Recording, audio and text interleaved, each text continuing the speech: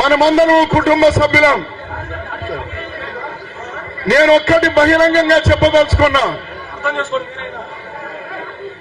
నేను పుట్టిన నియోజకవర్గం కానీ, నేను పోటీ చేసిన నియోజకవర్గం కానీ, లేక ఎక్కడైనా నా మాట చెల్లుబాటు అవుతుంది అంటే కానీ ఫలానా వాళ్లే ఉండాలి, నా మాటే జరగాలి అని చెప్పడానికి నేను తయారుగా లేను. షర్మిలమ్మకు నేను ప్రారంభం చేస్తున్నాను. అమ్మా, నీకు పూర్తి స్వేచ్ఛ, నీకు పూర్తి స్వేచ్ఛ. పోయిన 10 సంవత్సరాలుగా కష్టపడ్డ వాళ్ళు ఉన్నారు, ఈ రోజు కొత్తగా వస్తున్న వాళ్ళు ఉన్నారు. నా మిత్రుడు రామకృష్ణారెడ్డి ఈ రోజు కాంగ్రెస్ పార్టీలో చేరడానికి వచ్చినాడు. ఒక నిజాయితీ పరుడు, ఉన్న ఆస్తులు పోగొట్టుకున్నాడు కానీ ఆస్తులు చేసుకున్నటువంటి వాడు కాదు. ఇలాంటి వారు ఇంకా చాలా మంది ఎదురు చూస్తున్నారు. ఈ పెద్దలందరితో కూడా టచ్ లో ఉన్నారు, మాతో కూడా ఉన్నారు.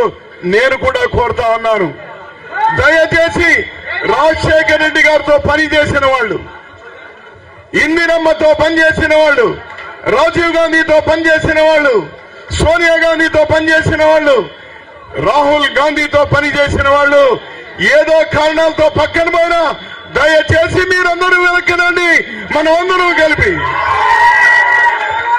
ఏం జరుగుతోంది ఈరోజు ఈ రాష్ట్రం? బీజేపీ. నేను అభినందిస్తున్నాను మా రుద్రరాజు గారిని.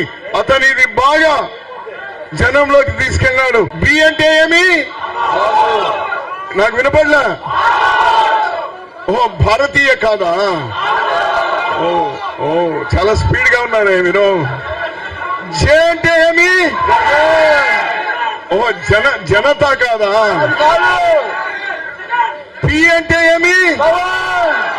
స్వామి,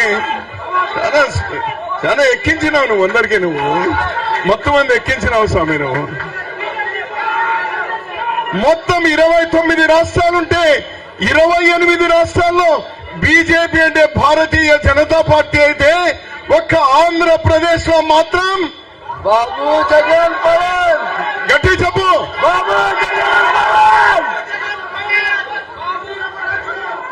బాబు జగన్ పవన్ వాళ్ళు ముగ్గురు ఈ రోజు కట్టు బానిసలు.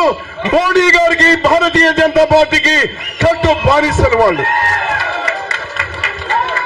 వాళ్లకు ఓటు వేయడం అంటే బీజేపీకి ఓటు వేయడమే. బీజేపీకి ఓటు వేయడం అంటే మన కొమ్మును మనమే నరుక్కున్నట్టే. ఈ రోజు రాష్ట్రానికి ద్రోహులుగా నిలబడ్డారు. తరిమి కొట్టాలి.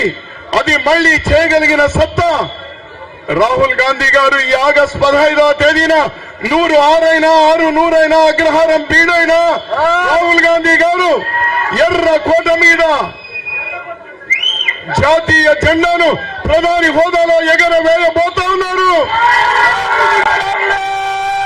అతని తొలి సంతకం ఏ ఫైల్ మీద? అది మన గుండె చప్పుడు కాదు, రాహుల్ గాంధీ గారి గుండె చప్పుడు. ఈ రోజు అతనే కాదు, ఇండియా కూటమిలో అన్ని పార్టీలతో కూడా వాళ్ళు ఒప్పిస్తారు. మనకు సాధ్యమవుతుంది. ఈ రోజు షర్మిలమ్మ దక్షిణాయనం అయిపోయింది. ఏ శుభ కార్యక్రమం చేసినా ఉత్తరాయణంలోనే ప్రారంభం అవుతుంది. ఉత్తరాయణంలో ప్రారంభమైంది. ఈరోజు శుభం ప్రారంభమైంది. అప్పుడే వణుకు పుట్టుతా ఉంది. అప్పుడే వణుకు ప్రారంభమైంది. వేలాది వాహనాలు ఎయిర్పోర్ట్ నుంచి వస్తా ఉంటే మావి ఒక 10 వాహనాలు వదిలి మిగిలిన వాహనాలన్నీ అడ్డుకునేటువంటి ప్రయత్నం ప్రభుత్వం చేస్తా ఉంది. అంటే ఏమి దాని అర్థం? భయం భయం భయం భయం భయం.